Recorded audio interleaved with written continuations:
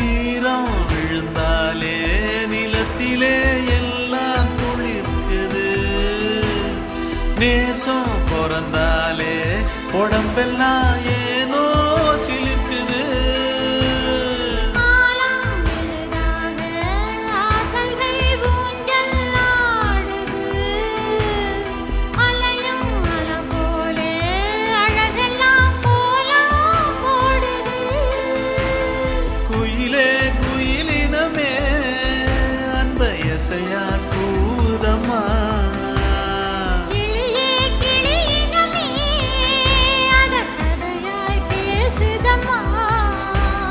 கதையாய் விடுகதையா